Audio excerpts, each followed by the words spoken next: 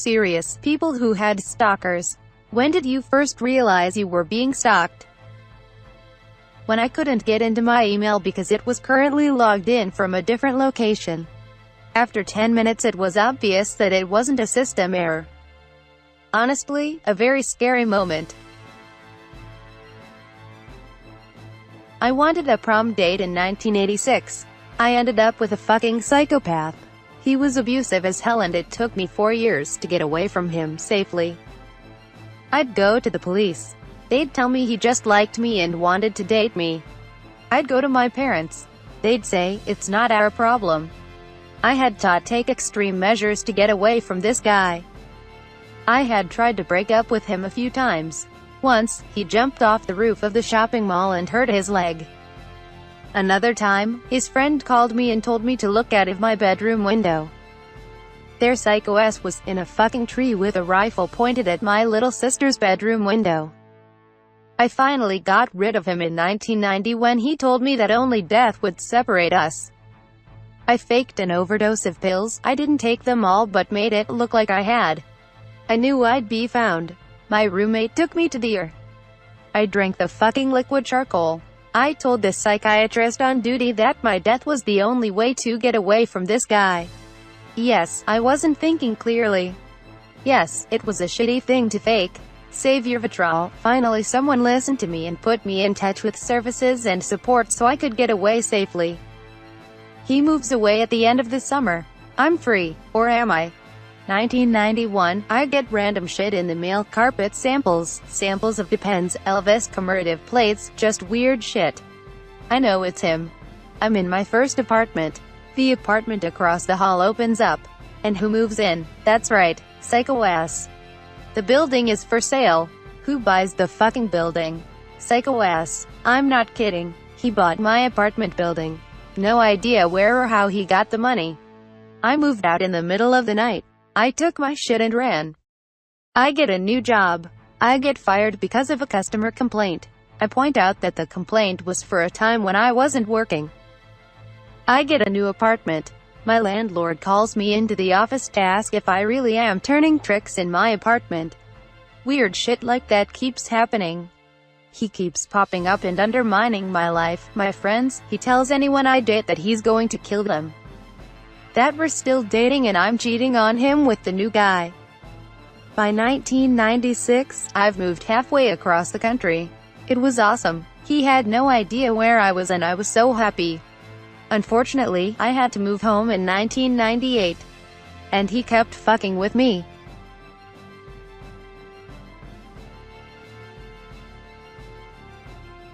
I would come home and all of my radio stations would be tuned one digit down. Like 95.7 would be 95.5. There was an alarm clock in my closet that went off at 3 a.m. He let the air out of my tires. Thankfully, a cop moved in upstairs and then the fucking with stopped. I don't hear or see him until 2002. He fucking strolls into my work. I worked in a store. I quit immediately. I'm married by now. I tell my husband what's up. We move. The last time I saw him was in 2008. I was dropping my son off at a day camp. I hear my name across the street. It's psycho ass. He's got a camera with a long lens on it. I keep my cool. I ignore him. I go into the camp office and tell them there's a guy across the street taking pictures of the kids as they're being dropped off. They call the police. There's a bit of a dust-up, and he's thrown on the ground and driven off. That's the last I've heard or seen of him and I hope he rots.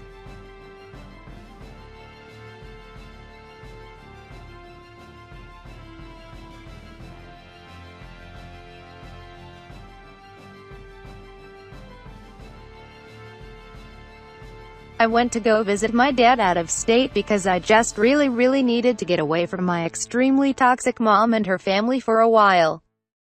Toward the end of my vacation, I was like, I'm a legal adult, there's nothing stopping me from just staying here.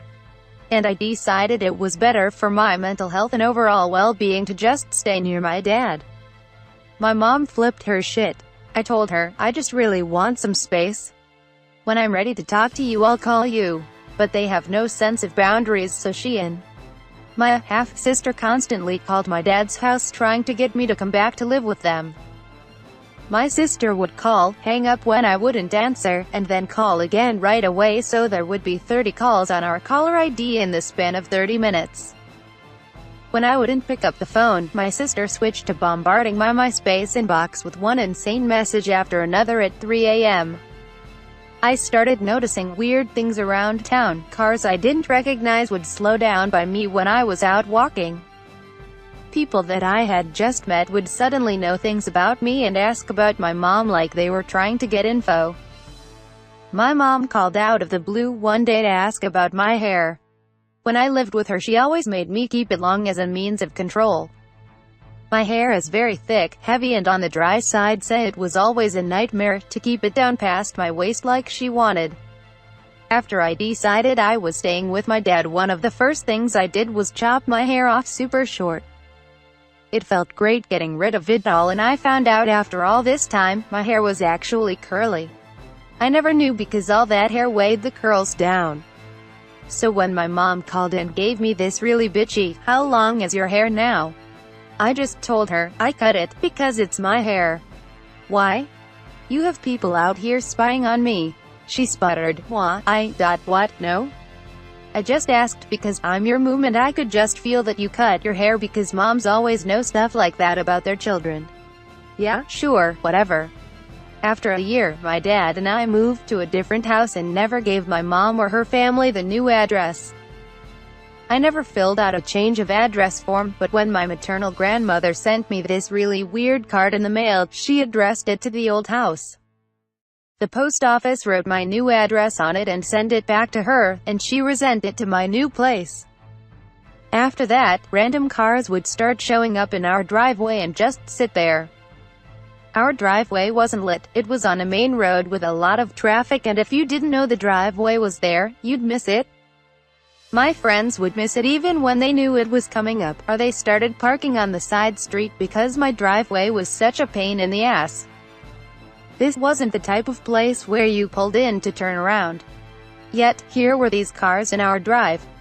My stepmom caught one, and as soon as she opened the door to ask, "Can I help you?"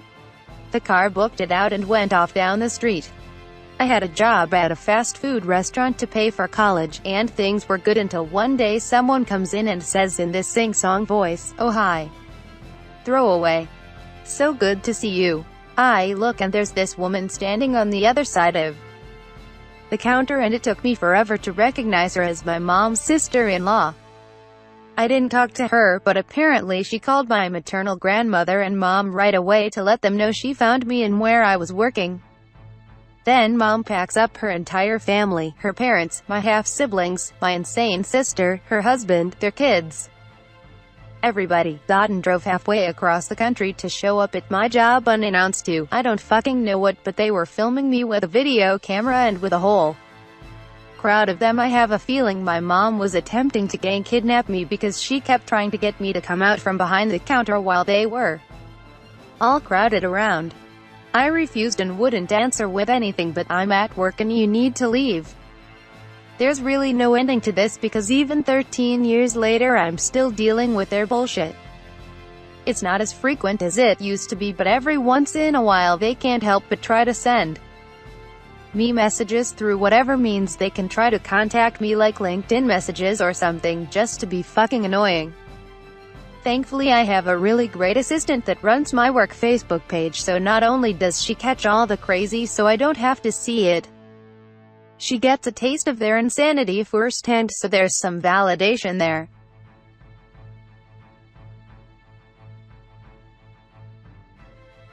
When I would come home and my blinds were turned in such a way that someone outside could see in, even though I always put them back, the next day they would be turned. Then there was that time I found him hiding in my shower. Needless to say, there was some restraining order action and a stay in jail.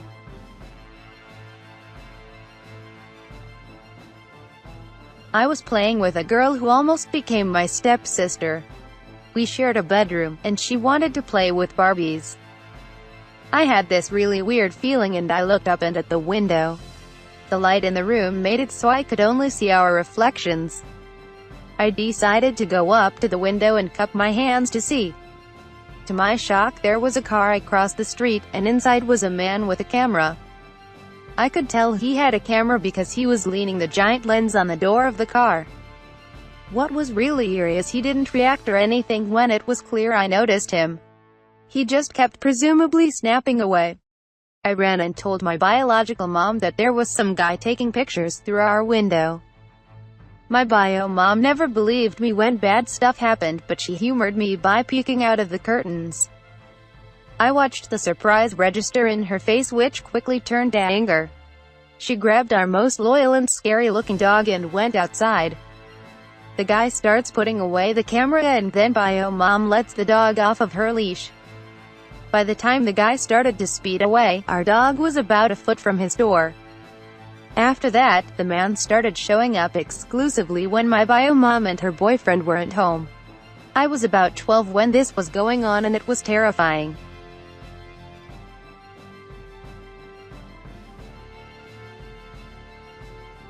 My mother dated a man who turned out to be abusive. Once she ended this, he began to stalk us. In the beginning, I didn't have a license. Later on, when I did, he started stalking both of us. Some clues we found were seeing odd cars driving slowly in the neighborhood.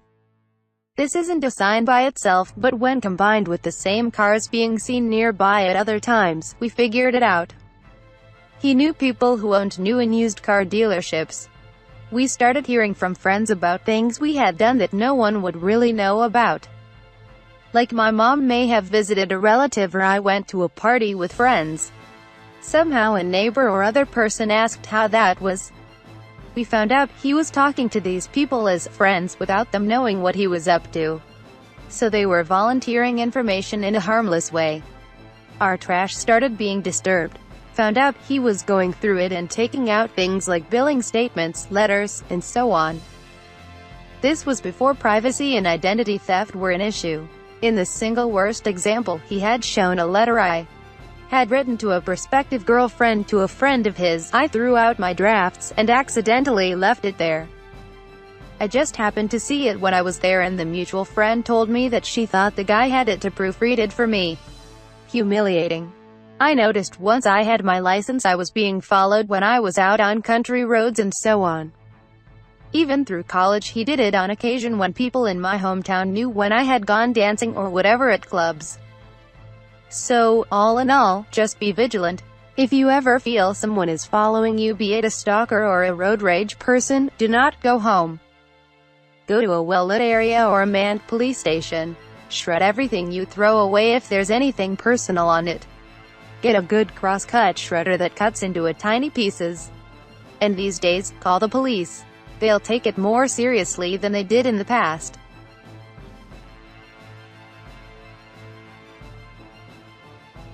When I got a text from a number I didn't recognize telling me to look outside. I lived in a first-floor apartment and there were flowers and chocolates on my balcony. Motherfucker worked for IT and was in a position that he had access to the employee records, so he got my cell number and address out of it. What was even crazier was I told my upstairs neighbor to keep an eye out for him, and she said he'd stalked her too. Apparently, this guy just had a reputation for stalking every new girl in town. It was a smallish, medium-sized town. It escalated over the course of the year, but was quite frankly more absurd than terrifying because the stuff he did was just so bizarre. Finally had to get a restraining order against him. When he tried to sneak onto my bus. We were both in high school and he was mentally disabled and much bigger than me. He was convinced I was his girlfriend and I had severe social anxiety and didn't know how to handle the situation. He'd always talk to me in the hallways and before I got on the bus. I generally tried to be nice but not stay near him for too long. He asked to come to my house but I lied and said my parents wouldn't like me inviting a boy over. He then tried to get on my bus but the bus driver wouldn't let him. This happened a few times until the bus driver told the teacher and then someone had to watch him while we waited for the bus. I thought that'd be the end of it, but he only got more obsessed with me after that. He memorized my schedule and would follow me in the hallway asking me to meet him somewhere outside of school. He was really scaring me, but I didn't think he knew what he was doing. I'd text my best friend to come help me. He was honestly my hero at the time. It pretty much came to a head after my grade 11 finals. I was done before my friends, and was waiting outside the classroom alone when he found me. He grabbed me and sat on the floor with me in his lap. I was terrified, but I didn't know what to do. He asked me to kiss him, but I said no. He kissed me anyway. I started to cry, and then a teacher found us. They punished him, but I begged them not to tell my parents. I just wanted to forget it ever happened. For unrelated reasons, I went to a different school for grade 12, and I heard he raped a girl that looked just like me. I've always felt really guilty. I should have said something or done something to stop him. I'm still nervous around men, especially ones that look like him. When the certified letters arrived, I had moved twice since the last residence, out of state and almost 900 miles away, that he knew. Then my husband calls me while I'm at work to tell me some guy came to the house asking for me. We live in a very residential area. There's nowhere to just hang out. He had to have been waiting for me in a car. I get home, and less than 10 minutes later, he is at my door. He did this one more time with multiple letters in between. I went to court.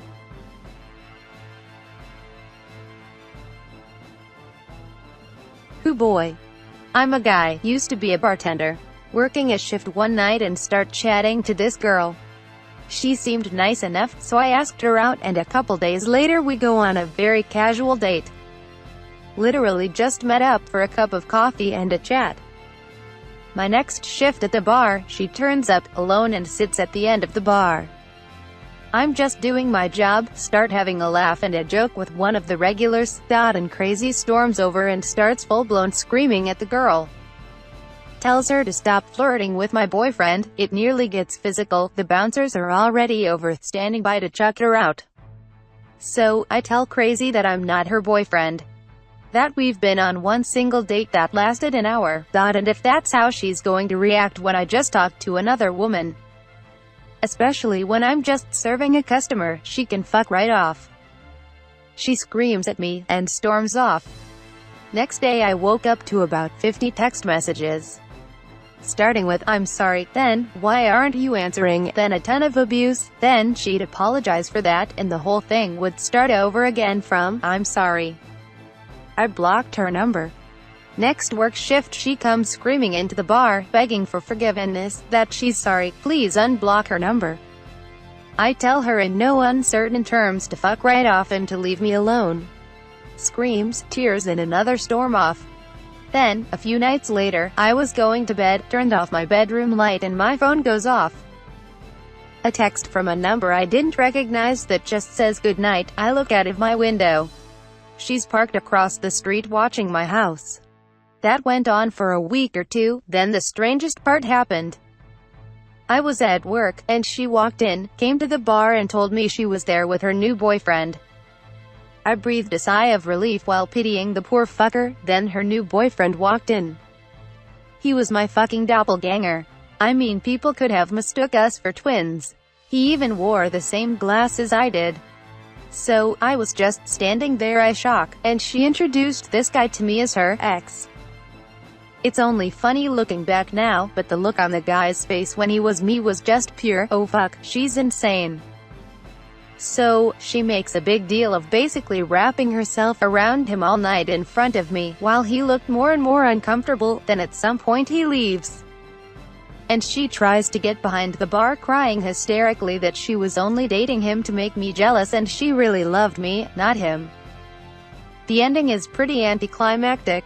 I went to the police station and reported her and asked how to get a restraining order, but never ended up needing one. Being removed from the front of my house on another late-night camping session by the police scared her into leaving me alone.